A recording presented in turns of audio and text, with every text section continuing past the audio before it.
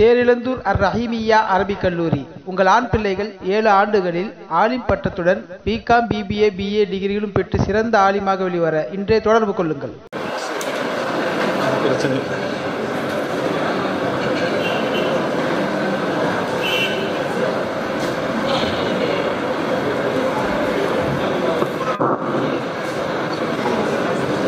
அஸ்ஸலாமு அலைக்கும் வரஹ்மத்துல்லாஹி வபரகாத்துஹு.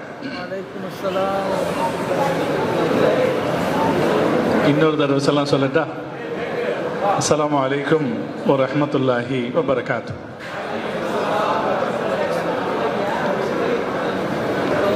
நஹ்மதுஹு வ நுஸல்லி அலா ரசூலிஹில் கரீம். அம்மா பஅத். فقد قال الله تعالى في القرآن العظيم والفرقان المجيد: قد سمع الله قول التي تجادلك في زوجها وتشتكي إلى الله والله يسمع تحاوركما إن الله سميع بصير. صدق الله العلي العظيم. سبحان ربك رب العزة عما يصفون وسلام على المرسلين والحمد لله رب العالمين. اللهم صل على سيدنا محمد وعلى آله وأصحابه وسلم. اللهم صل على سيدنا محمد وعلى آله وأصحابه وسلم. اللهم صل على سيدنا محمد وعلى آله وأصحابه وسلم. கேரள முஸ்லிம் அசோசியேஷன் நடத்துகிற ஹாதியா பெண்கள் அரபு கல்லூரியின் இந்த 3ஆம் ஆண்டு பட்டமளிப்பு பெருவிழா நிகழ்ச்சிக்கு தலைமையேற்றிருக்கிற மரியாதைக்குரிய அப்துல் ஜப்பார் சகாஃபி ஹசரத் அவர்களே, இங்கே இந்த அரங்கத்தை சிறப்பித்துக் கொண்டிருக்கிற மரியாதைக்குரிய மூத்த ஆலிம் பெருமக்களே, ஷேக் அவர்களே, கண்ணியமிகு உலமா பெருமக்களே, பட்டம் பெறக்கூடிய மாணவிகளை வாழ்த்துவதற்காக வருகை தந்திருக்கிற பெரியவர்களே, பாசத்திற்குரிய தாய்மார்களே, இந்த அரபு கல்லூரியினுடைய முதல்வர் உள்ளிட்ட ஆசிரிய பெருமக்களே, அருமை மாணவ சகோதரிகளே, இந்த சிறப்பான நிகழ்ச்சியிலே பட்டம் பெறக்கூடிய மாணவிகள் அனைவரும் அவர்கள் பெற்ற இந்த பட்டத்தின் அடிப்படையில் சமுதாயத்தின் வழிகாட்டிகளாக திகழ அல்லாஹ் தௌஃபீக் செய்தல் புரிவானா. ஒரு சந்தோஷம், பட்டம் பெற வந்த பலரும் குடும்பத்தோடு வந்து பட்டம் பெற்றார்கள். அது ஒரு மகிழ்ச்சி அளித்த ஒரு செய்தி. மற்ற பல இடங்களிலையும் பட்டம் கொடுக்கிறது நடந்திருக்கு. ஆனால் இப்படி குடும்பத்தோடு வந்து பட்டம் வாங்குற நிகழ்ச்சியை பார்த்ததில்லை. அது என்ன செய்தியை சொல்லுது அப்படின்னா, இந்த சகோதரிகள் மார்க்கம் படித்ததில் அந்த குடும்பத்துக்கு மகிழ்ச்சி இருக்கிறது என்கிற செய்தியை சொல்லுகிறது. அல்லாஹ் தஆலா அந்த குடும்பத்தினர்களுக்கு அல்லாஹ் பரக்கத் செய்வானாக. இந்த சகோதரிகள் பட்டம் பெற்றதன் வழியாக அந்த குடும்பம் மார்க்கமுள்ள குடும்பமாக, இந்த சமுதாயம் மார்க்கமுள்ள குடும்பமாக அல்லாஹ் தௌஃபீக் செய்தல் புரிவானா. பட்டமளிப்பு விழா உரை என்றாலே எங்களுடைய அனுபவத்தில் நாங்கள் தீர்மானிச்சிருக்கிறது அதிகபட்சமாக 20 நிமிஷம் பேசணும் அப்படிங்கிறது, அதிகபட்சமாக. அதனால இன்ஷா அல்லாஹ் ஓரிரு செய்திகளை மட்டும் இன்றைய காலத்தின் தேவை கருதி உங்கள் முன்னால் வைத்துவிட்டு இந்த மாணவிகளை நான் வாழ்த்தி, இந்த நிறுவனத்தை நான் வாழ்த்தி விடைபெற நினைக்கிறேன். மாஷா அல்லாஹ், நான் பார்த்த பல பட்டமளிப்பு விழாக்களிலிருந்து இந்த பட்டமளிப்பு விழா வேறுபடுவது இந்த நிறுவனத்தினுடைய நாசர் அதனுடைய அறிக்கையை வாசித்தார். பல சந்தர்ப்பங்களிலும் அறிக்கைகள் வாசிக்கப்படும் போது அது அவசர கதியில் அள்ளி தொளிக்கப்பட்டது போல் இருக்கும். ஆனால் மிகச் சிறப்பாக இந்த கல்வி நிறுவனம் நடைபெற்று வருவதை அவர் அறிக்கை வாசித்த விதமே இந்த நிறுவனம் எப்படி நடக்கிறது என்பதற்கான சாட்சியாக இருக்கிறது. நான் அவரையும் அவரோடு சேர்ந்து இந்த நிறுவனத்தில் பங்காற்றுகிற ஆசிரியர் பெருமக்கள் அத்தனை பேரையும் வாழ்த்துகிறேன். அல்லாஹ் அவர்களுக்கு சிறப்பான வெற்றியை தந்தல் புரிவான். இந்த நிறுவனத்தினுடைய பட்டமளிப்பு விழாவுக்கு வருவதற்கு முன்னதாக இந்த மதரசாவுக்கு ஒரு நாள் போகிற வாய்ப்பு எனக்கு கிடைச்சது. கொஞ்ச நேரம் இந்த மாணவிகளோடு பேசுகிற வாய்ப்பு எனக்கு கிடைச்சது. அந்த வாய்ப்பு நான் இப்போது நிற்கிற இந்த நிலையை எனக்கு கௌரவப்படுத்துகிறது. பெண்கள் மதரசா என்றால் அதை ஒரு பொழுதுபோக்காக பலர் வைத்திருக்கிறார்கள். அங்கே ஏதாவது 1-2 வருஷங்கள் இந்த பெண்களை உஸ்தாதுமார்களிடத்தில் அனுப்பி ஒழுக்கம் கற்பிப்பதற்காக அனுப்பி அவர்களை சராசரியாக ஒழுக்கம் படிப்பதற்கான கல்வி நிறுவனமாக பல பெண்கள் மதரசாக்கள் நடக்கிறது. ஆனால் ஹாதியா பெண்கள் மதரசா அப்படி நடக்கல. ஒரு பெண் மதரசா எப்படி நடக்கணும்னு நான் நினைச்சிருந்தேனோ, நான் ஆசைப்பட்டேனோ, அந்த வகையில் இந்த மதரசா சிறப்பாக நடைபெறுவதை என் அனுபவத்தில் அவர்களிடத்தில் பாடம் நடத்திய போது நான் புரிந்து கொள்ள முடிந்தது. எனவே இந்த பட்டமளிப்பு விழாவில் நான் பேசுவதில் பெருமை அடைகிறேன். அவர்களுக்கு பட்டம் வழங்குகிற நிகழ்ச்சியில் கலந்து கொள்வதில் நான் மகிழ்ச்சி அடைகிறேன். காரணம், தகுதிமிக்க ஆலிமாக்கள் உருவாக்கப்பட்டிருக்கிறார்கள். இன்னும் தகுதிமிக்கவர்களாக அவர்களை உருவாக்க வேண்டும் என்கிற அக்கறை இதை நடத்துகிற இந்த நிறுவனத்திற்கு இருக்கிறது. நான் அவர்களுக்காக துஆ செய்கிறேன். நீங்கள் இந்த நிறுவனத்தை நடத்துகிற கேரள முஸ்லிம் அசோசியேஷனும் சரி, இதை முன்னின்று நடத்துகிற இந்த உஸ்தாத்மார்களும் சரி, இந்த நாசிர் உள்ளிட்ட உஸ்தாத்மார்களுக்கும் நான் அவர்களுக்கு தெரியாததல்ல, ஆனாலும் சொல்லுகிறேன், நீங்கள் சாதாரண வேலையை செய்யவில்லை, அசாதாரணமான காரியத்தை செய்கிறீர்கள். எனக்கு முன்னாலே பேசிய அலி இப்ராஹிம் ஜமாலி ஹஸ்ரத் ஒரு வார்த்தை சொன்னார். பெண்களுக்கு கல்வி தருவது என்பது ஒரு சமூகத்தை உருவாக்குவதாகும்.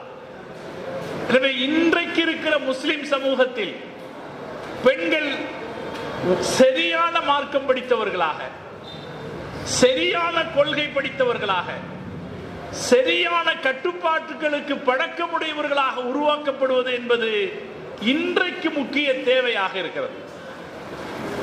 இன்றைக்கு முஸ்லிம் பெண்களும் வெளி உலகத்திற்கு வந்து விட்டார்கள், தெருவுக்கு வந்து விட்டார்கள். தெருவில் இறங்கி போராடுவதற்கு அவர்கள் அழைக்கப்படுகிறார்கள்.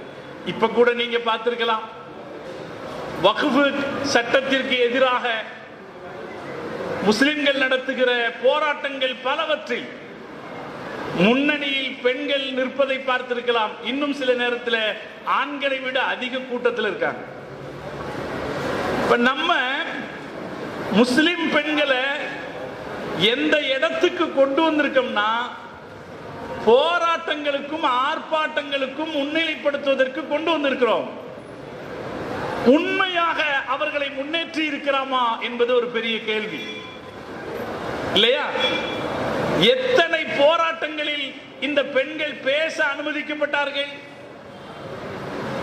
எத்தனை போராட்டங்களில் இவர்கள் மேடை ஏற்றப்பட்டார்கள்? எத்தனை ஏற்றப்பட்டாங்க? 1-2 கூட பார்க்க முடியாது. எனக்கு தெரிஞ்சு ஒண்ணும் இல்லை. அப்ப இந்த போராட்ட காலத்துக்கு முன்னால கூட்டிட்டு வந்தாங்களே, அவங்க பெண்களை முன்னிலைப்படுத்தல, வெறும் அடையாளத்திற்கு பயன்படுத்துகிறார்கள், அவ்வளவுதான். இந்த விபரீதத்துக்கு சில இடத்துல ஆலிம்கள் கூட ஆட்பட்டுட்டாங்க. நம்ம மார்க்கத்தில் போருக்கு கூட பெண்கள் முன்னால் அழைக்கப்படவில்லை. முகமது ரசூலுல்லாஹி ஸல்லல்லாஹு அலைஹி வஸல்லம் அவர்கள் இந்த மார்க்கத்தை நிலைநிறுத்திய போர் காலகட்டத்தில் ஒரு சந்தர்ப்பத்திலையும் பெண்களை முன்னாடி வாங்கன்னு கூப்பிடல. பத்ர் யுத்தத்தில் ரொம்ப கம்மியான எண்ணிக்கையில் தானே நம்ம இருந்தோம். வாங்கலே ஒரு 50 பெண்களும் முன்னாடி வாங்கலன்னு கூப்பிட்டுருக்கலாமா இல்லையா? நம்ம ரசூல் ஸல்லல்லாஹு அலைஹி வஸல்லம் அவங்க பெண்களை வாங்கன்னு கூப்பிடல, கடைசி வரைக்கும் கூப்பிடல. சஹாபாக்கள் கூப்பிடல. சஹாபாக்களுக்கு பின்னால் வந்த இஸ்லாத்தின் சிறந்த தலைமுறை எதுவும் பெண்களை வாங்க எங்க கூட போராட்டத்துக்கு கைகோத்து வாங்க அப்படின்னு கூப்பிடல. அப்படி கூப்பிடாத ஒரு நிகழ்வு இன்னைக்கு நடக்குது. ஒரு துரதிர்ஷ்டம், ஆலிம்களும் சேர்ந்து அதில் அதில் பங்கேற்க வேண்டிய சூழ்நிலை ஏற்பட்டிருக்கு. அது அவங்க ஆலிம்கள் கூப்பிடுறது இல்லை, ஆனா இன்னைக்கு இருக்கிற சூழ்நிலை வந்துடுறாங்க, பெண்கள் வந்துடுறாங்க. வரக்கூடிய பெண்கள் என்ன செய்யறது? இது மாதிரியான சந்தர்ப்பத்தில் கூட நிற்க வேண்டிய நிர்பந்தம் ஒரு துரதிர்ஷ்டமான நிர்பந்தம் என்றுதான் சொல்ல வேண்டும். ஆலிம்களுக்கும் அப்படி ஒரு துரதிர்ஷ்டம் சில இடங்கள்ல ஏற்படுது. ஆலிம்கள் கூப்பிடும் போது பெண்களை வாங்கன்னு கூப்பிட மாட்டாங்க. பார்த்திருக்கீங்களா? எங்கேயாவது ஆலிம்கள் பெண்கள் வாங்க போராட்டத்துக்குன்னு கூப்பிட்டு இருக்காங்களா? கூப்பிட மாட்டாங்க. கூப்பிடுறதா இருந்தா முதல்ல பள்ளிவாசலுக்கு கூப்பிட்டுருக்கணும்.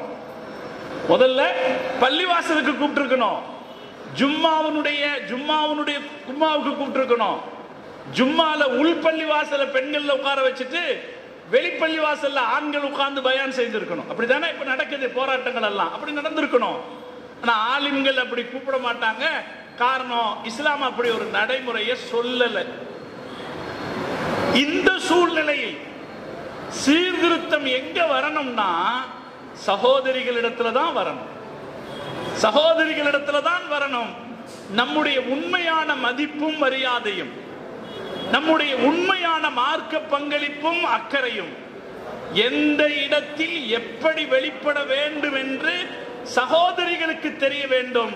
யார் அழைத்தால் போகலாம், யார் அழைத்து போகக்கூடாது, எந்த கூட்டத்துக்கு போகணும், எந்த கூட்டத்துக்கு நம்ம போக வேண்டிய தேவையில்லை என்பது சகோதரிகளுக்கு புரிய வேண்டும். அவர்கள் தெளிவு பெற்றால் மாத்திரம்தான் இந்த விபரீதம் நடப்பதை தடுக்க முடியும். இன்னைக்கு என்ன பேச்சு? கூப்பிட்டா வந்துடுறாங்க அப்படிங்கிறதுனால தானே முன்னாடி நிறுத்துறாங்க. இது நாம வெட்கப்பட வேண்டிய விஷயம் இல்லையா? இஸ்லாத்தின் பெயரால் சிறுவர்களும் பெண்களும் போராட்ட களங்களுக்கு முன்னால் நிறுத்தப்படுவது என்பது நாம வெட்கப்பட வேண்டிய விஷயம். குழந்தைகளை தூக்கிட்டு போராட வருது யாரு சொல்லி கொடுத்தது? பத்ர் யுத்தத்திற்கு 15-14 வயசுடைய சிறுவர்கள் அவங்க யுத்தத்துக்கு வந்த போது வேண்டாம் அப்படின்னு திருப்பி அனுப்பிச்சவங்க நம்ம ரசூலுல்லாஹி ஸல்லல்லாஹு அலைஹி வஸல்லம். உலகத்துல இன்ன வரைக்கும் யுத்தங்களில் போராட்டங்களில் சிறுவர்கள் பயன்படுத்தப்படுவது உலகத்தினுடைய பல பாகத்திலே இருக்கு.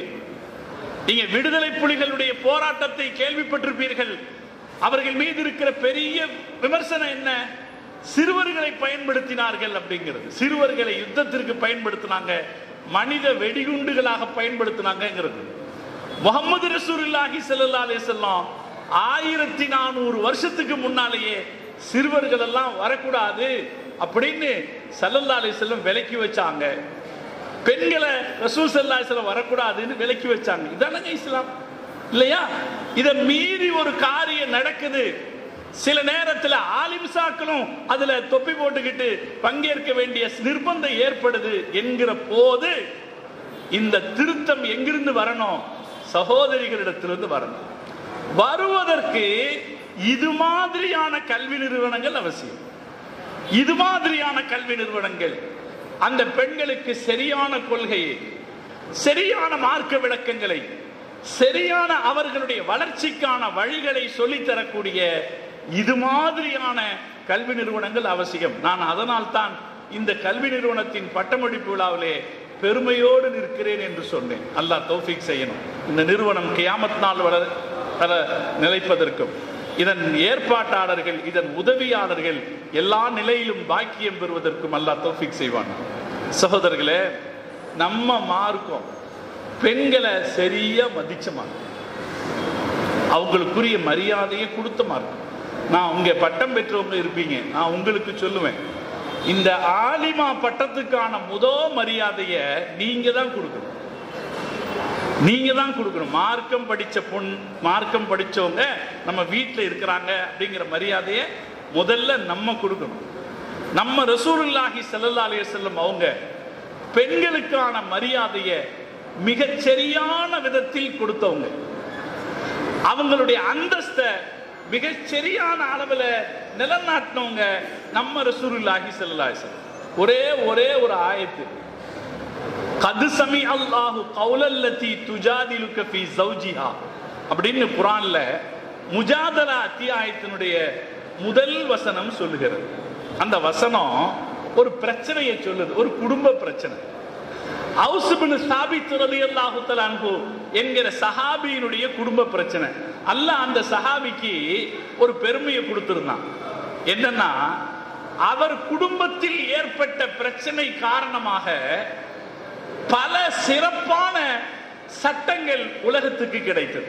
ஒரு சஹாபி, அவர் குடும்பத்தில் ஏற்பட்ட பிரச்சனை, உதாரணத்துக்கு பெண்களுக்கு சொத்துல பங்கு கொடுக்குதல் அப்படிங்கிறத சட்டம் இருக்கு இல்லையா, இஸ்லாம் சொன்ன சட்டம். 1400 வருஷத்துக்கு முன்னாலேயே பெண்களுக்கு சொத்துல பங்கு இருக்குது அப்படின்னு சட்டம் வந்துச்சு. இவருடைய குடும்ப விவகாரத்துல தான் வந்துச்சு. இவரு உஹது யுத்தத்துல ஷஹீத் ஆயிட்டார். 3 பெண் குழந்தைங்க.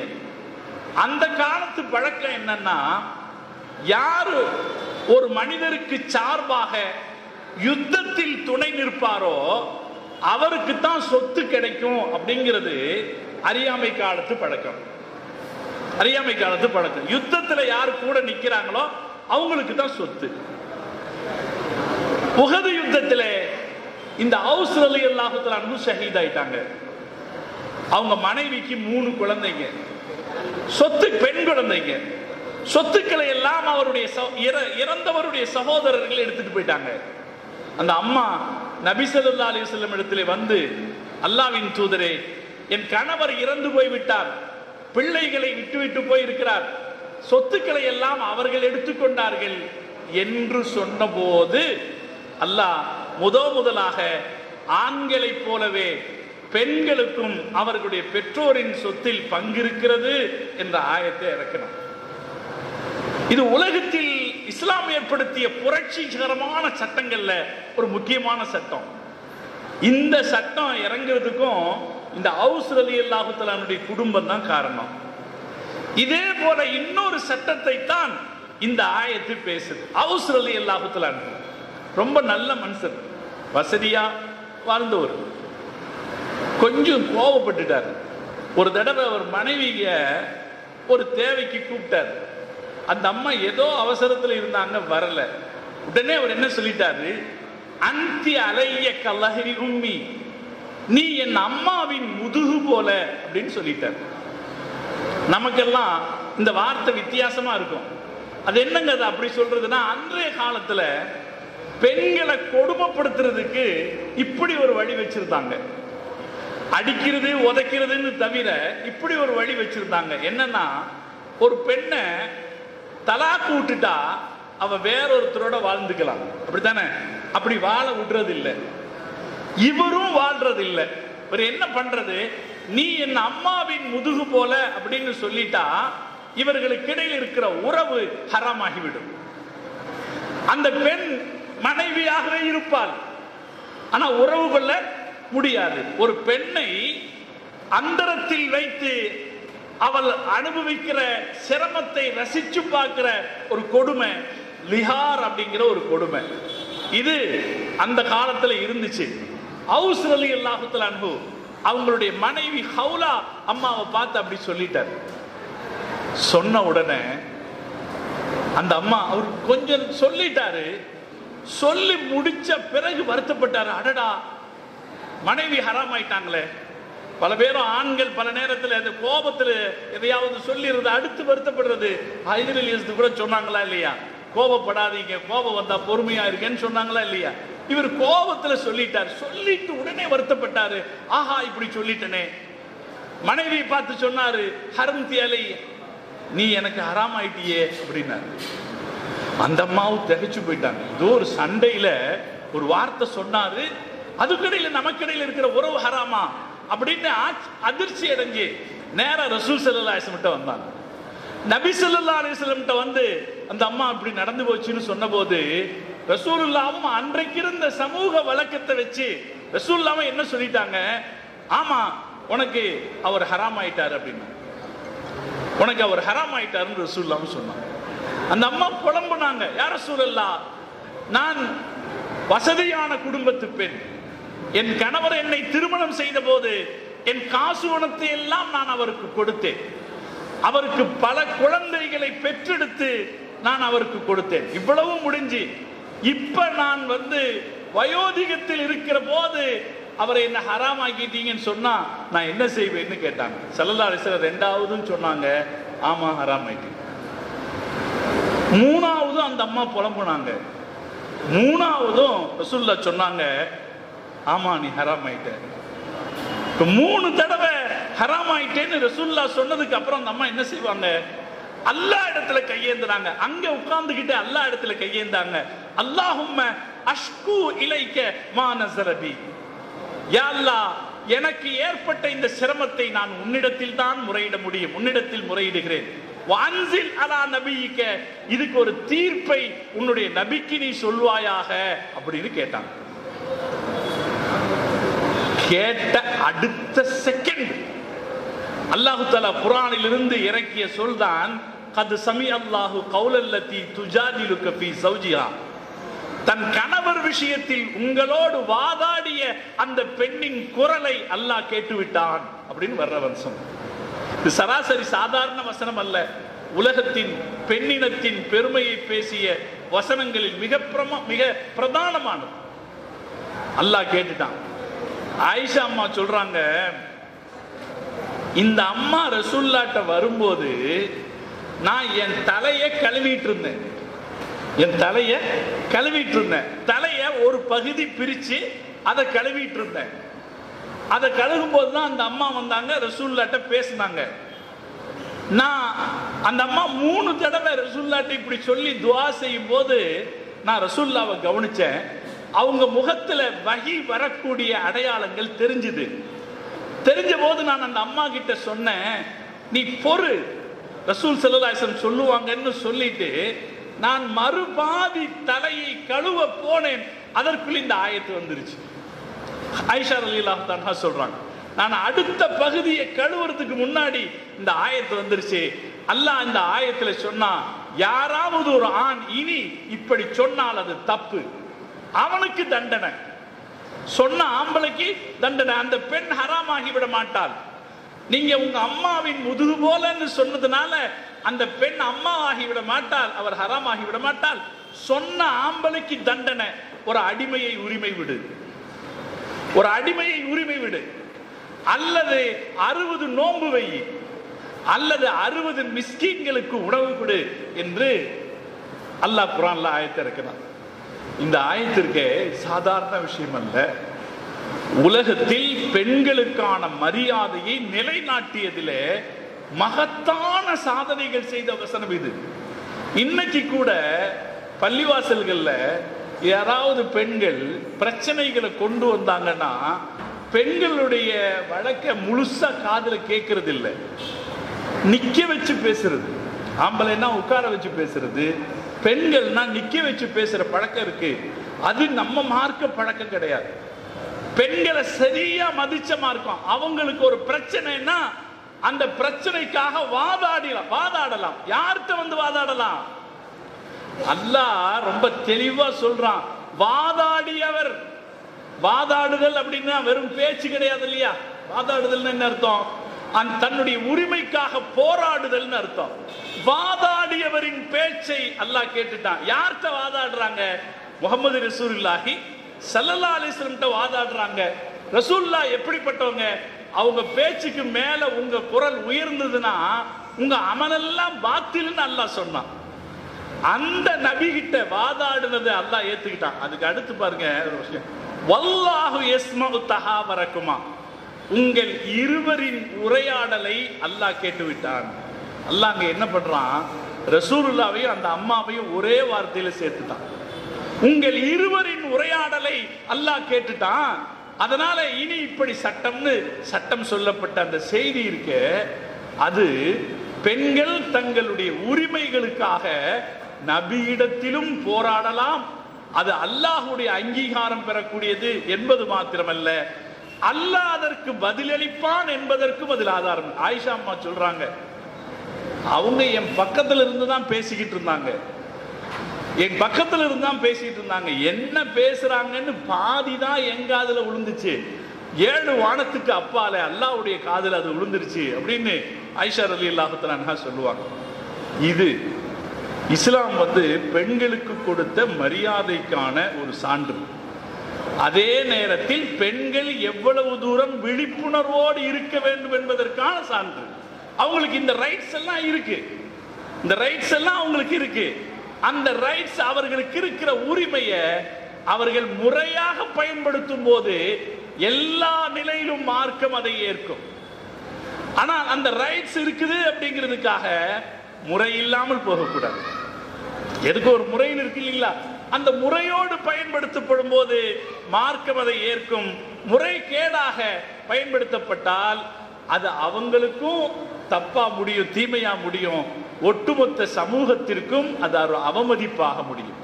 மார்க்கத்தின் பெருமையை குலைப்பதாகவும் சிதைப்பதாகவும் அது இருக்கும். நம்ம மார்க்கத்தில் பெண்கள் அவங்களுடைய அறிவால் ஆச்சரியப்படுத்தியிருக்காங்க. பெண்கள் அவங்களுடைய அறிவால் ஆச்சரியப்படுத்தியிருக்காங்க. நான் பல சந்தர்ப்பத்திலும் சொல்ற செய்தி, நமக்கு 4 இமாம்கள் இருக்காங்க. இந்த 4 இமாம்கள்ல இமாம் அபூ ஹனீஃபா ரஹ்மத்துல்லாஹி அலைஹி அவங்கள தவிர மற்ற 3 இமாம்களுக்கும் பெண் ஆசிரியைகள் இருக்கிறார். இமாம் மாலிக் ரஹ்மத்துல்லாஹி அலைஹி, இமாம் அஹ்மது பின் ஹம்பல் ரஹ்மத்துல்லாஹி அலைஹி, இமாம் ஷாஃபி ரஹ்மத்துல்லாஹி அலைஹி, இந்த 3 பேருக்கும் பெண் ஆசிரியைகள் இருக்கிறார். அதுல குறிப்பா இமாம் ஷாஃபி ரஹ்மத்துல்லாஹி அலைஹி அவர்களுடைய ஆசிரியையாக இருந்த நஃபீசத்துல் மிஸ்ரியா அம்மா அவங்க இன்று வரைக்கும் கொண்டாடப்படுகிறவர்களாக இருக்கிறார். எகிப்துல கைரோ நகரத்துல இமாம் ஷாஃபி ரஹ்மத்துல்லாஹி அலைஹியுடைய மக்பரா இருக்கு. அந்த மக்பராவை விட பெருசு நஃபீசத்துல் மிஸ்ரியா அம்மாவுடைய மக்பரா. அவர் இமாம் ஷாஃபி ரஹ்மத்துல்லாஹி அலைஹி மக்பராவை விட பெருசு, பிரம்மாண்டமாக பெருசா இருக்கும், மக்கள் கூட்டமும் நிறைய வருவாங்க. அப்ப நம்ம மார்க்கத்தில் பெண்கள் மார்க்கம் படிப்பது, மார்க்க தீர்ப்புகளை சொல்வது எந்த குறையும் இல்லை. அறிவுலகத்தில் அவங்க சமூகத்தை ஆச்சரியப்படுத்தியிருக்காங்க. அறிவுல மட்டும் இல்லைங்க, ஆன்மீக வழிகாட்டிகளாகவும் பெண்கள் ஆச்சரியப்படுத்தி இருக்கிறாங்க. இப்னு அரபி ரஹ்மத்துல்லாஹி அலைஹி அவர்களுடைய ஷேகாக ஒரு பெண்மணி இருந்திருக்கிறார். இப்னு அரபியினுடைய ஷேகாக ஒரு பெண்மணி இருந்திருக்கிறார்னு சொன்னா ஆன்மீக உலகம் ஆச்சரியப்படுறதுக்கு அதுக்கு மேல ஒரு செய்தி இல்லை. ஃபாத்திமத்து பின்துல் முசன்னா அப்படின்னு ஒரு அம்மா இருந்திருக்காங்க. அவங்க ஃபாத்திஹா சூரா ஓதுனா, ஃபாத்திஹா சூரா அவங்க முன்னால ஒரு ஆள் வடிவத்தில் வந்து நிக்குமா. ஃபாத்திஹா சூரா ஒரு ஆள் வடிவத்தில் வந்து நிக்குமா. அந்த ஆள்கிட்ட அவங்க என்ன வேலை சொன்னாலும் அது செய்து கொடுக்குமா. ஃபாத்திஹா சூராவை அவங்க தன் வேலைகளுக்காக பயன்படுத்தி கொள்கிற அளவில் ஒரு ஆள் வடிவத்தில் வந்து நிற்குமா. அதுக்கப்புறம் அதுல ஒரு செய்தி சொல்லுவாங்க. அவங்க ஹலபு அப்படிங்கிற ஊர்ல இருந்தாங்க. அந்த ஊர்ல ஒரு ஆள் வந்து ஒரு அம்மா வந்து சொன்னாங்க, என் கணவர் இலங்கைக்கு போயிருக்காரு, போன இடத்துல ஒரு கல்யாணம் பண்ண போறதா எனக்கு செய்தி வருது, அது எனக்கு மன கஷ்டம் கொடுக்குதுன்னு சொன்னாங்க. இப்ப இவங்க கேட்டாங்க, உங்களுக்கு என்ன வேணும்? என் கணவர் எனக்குரியவராக திரும்பி வரணும், அவ்வளவுதானே அப்படின்னு சொல்லிட்டு வழக்கப்படி ஃபாத்திஹா சூரா ஓதுனாங்க. ஃபாத்திஹா சூரா ஓதிட்டு அது சொன்னாங்க, இவருடைய கணவர் இலங்கையில் இருக்கிறார், அவர் வந்து சேரணும்னா அவர் வந்து சேர்ந்துட்டார். கொஞ்ச நேரத்தில் அவர் வந்து சேர்ந்து விட்டார். நான் ஒரு சின்ன உதாரணத்துக்கு சொல்றேன். அறிவுலகத்தையும் ஆன்மீக உலகத்தையும் திகைப்புக்குள்ளாக்கிய பெண்களுடைய ஏராளமான வரலாறு எங்க இருக்கிறது? நமக்கிட்ட இருக்கு. அந்த வரலாறு சொல்ற செய்தி என்னன்னா, இஸ்லாம் அந்த அளவுக்கு அவர்களுக்கு முக்கியத்துவத்தை மரியாதையும் கொடுத்திருக்கிறது. அந்த வகையில தான் நம்முடைய இந்த ஹாதியா அரபு கல்லூரியிலும் மாணவிகள் உருவாக்கப்படுகிறார்கள். நான் மீண்டும் சொல்கிறேன், பெண்கள் அவர்களுக்கு இருக்கிற